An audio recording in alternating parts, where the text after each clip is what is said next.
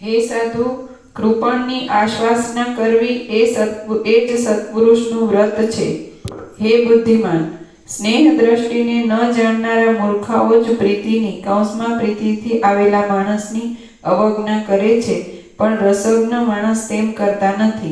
હે પ્રિય, અન્યોન્યની આસક્તિથી નિશંકપણે પોતાની મેળે ઉત્પન્ન થયેલો પ્રેમ જીવનરૂપ અમૃત સ્ત્રવનાર ચંદ્રથી પણ અધિક પ્રીતિ ઉપજાવે છે.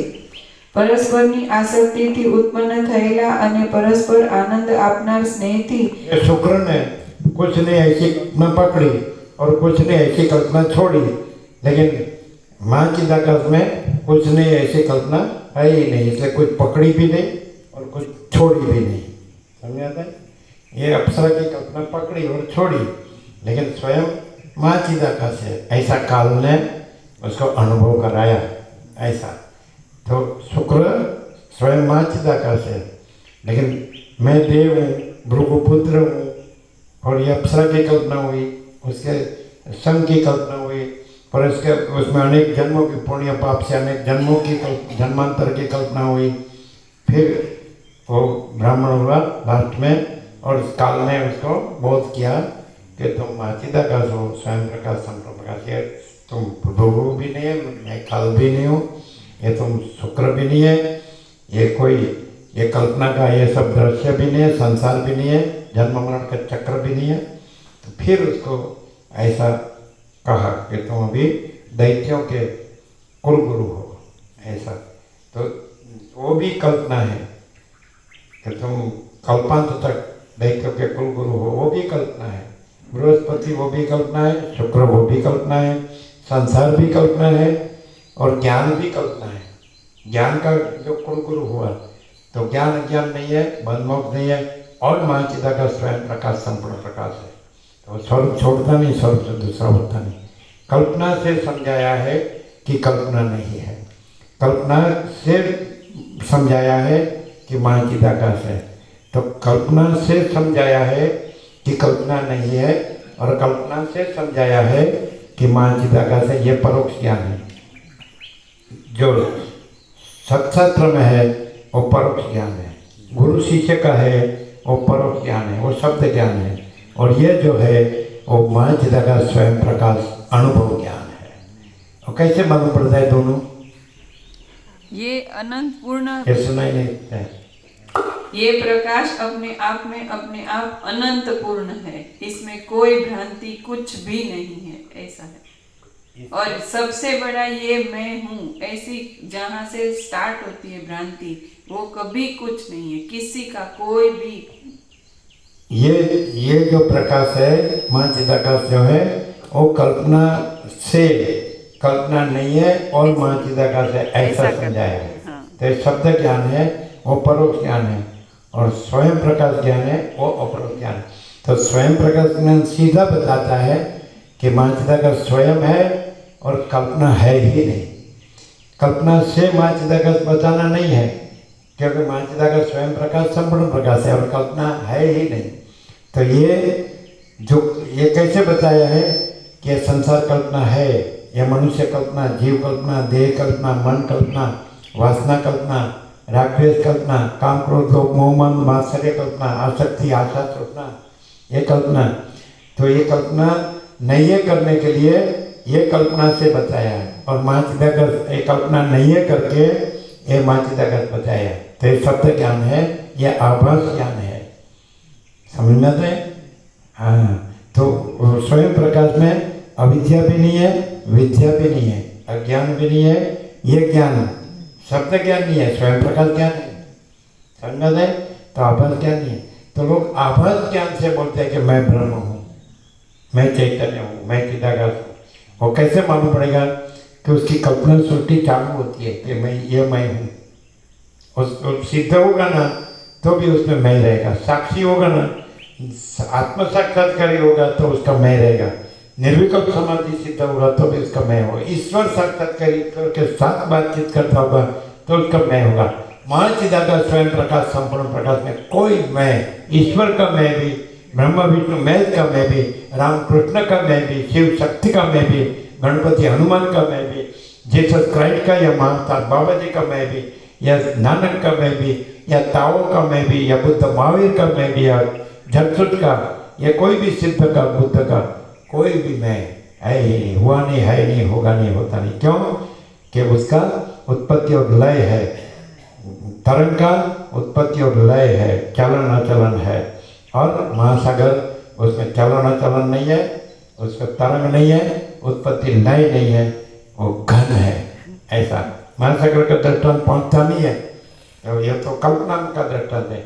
सूर्य, आकाश, महासागर, ये तो कल्पना के दृष्टांत है। ये स्वप्न, मृगजल, ये तो कल्पना का दृष्टांत, कल्पना ही नहीं, तो कल्पना का दृष्टांत है, कल्पना का दृष्टांत से समझाना भी नहीं है। महापिता का स्वयं प्रकाश संपूर्ण प्रकाश को, स्वयं को, अपने में कुछ नहीं, ऐसी कल्पना से जानना या अनुभव करना नहीं है। और स्वयं प्रकाश है, स्वसंवेद्य है। यह मैं नहीं हूँ, खत्म, वही कल्पना खत्म।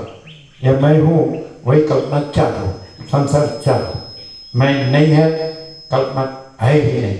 और मैं है, जितनी चाहिए उतनी, जितना जन्मना है उतना जन्मो, जितना मरना है उतना मरो, जितना सुखी होना है वो, जितना दुखी होना है दुखी हो। सुख है तो दुख है, जन्म है तो मृत्यु है, हर्ष है तो शोक है, लाभ है तो हानि है, जय है तो पराजय है, मान है तो अपमान है, स्तुति है तो निंदा है, अनुकूल है तो प्रतिकूल है। ऐसा ये कल्पना में होता है, भ्रम में होता है, माया में होता है, अज्ञान में होता है। ये महाचिदाकाश में कुछ नहीं है।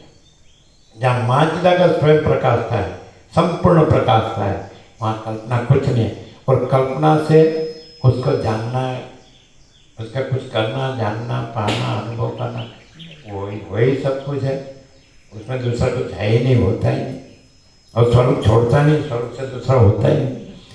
तो शास्त्र गुरु है, वो कल्पना सापेक्ष महाचिदाकाश बताते हैं।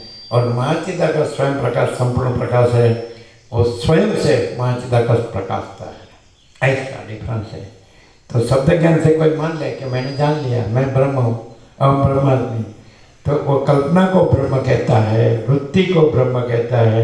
अखंड ब्रह्म में अखंड ब्रह्माकार वृत्ति भी नहीं है, अहम ब्रह्मास्मि वो भी नहीं है, तत्त्वमसि वो भी नहीं है, गुरु शिष्य भी नहीं है, उपदेशक उपदेश उपदेश, गुरु उपदेश और शिष्य भी नहीं है, और अखंड ब्रह्म है। ऐसा संपूर्ण ब्रह्म है, स्वयं ब्रह्म है, केवल ब्रह्म है, घन घन घन, पूर्ण ब्रह्म, अनंत तेज घन, अनंत चेत घन। ठीक है? कैसा है रेवा प्रभु?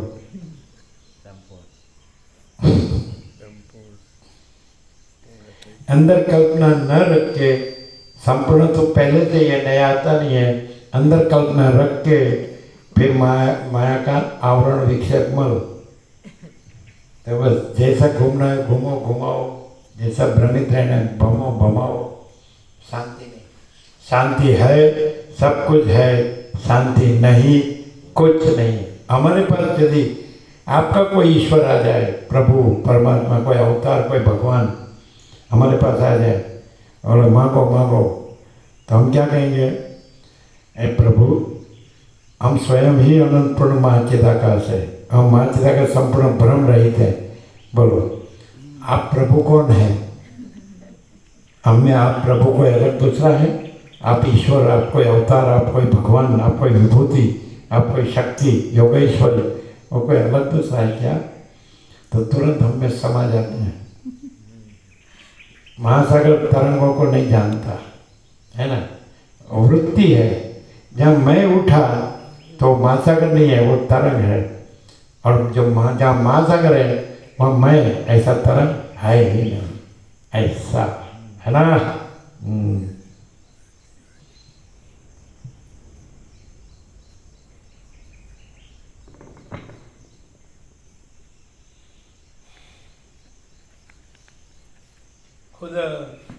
खुद कैलाश में सदाशिव ने वशिष्ठ को कहा कि जो निरंतर ऐसे आत्मानुसंधान में रहते हैं, हे वशिष्ठ मुनि, उसमें मैं सदाशिव और तुम वशिष्ठ भी सेवक जैसे हैं।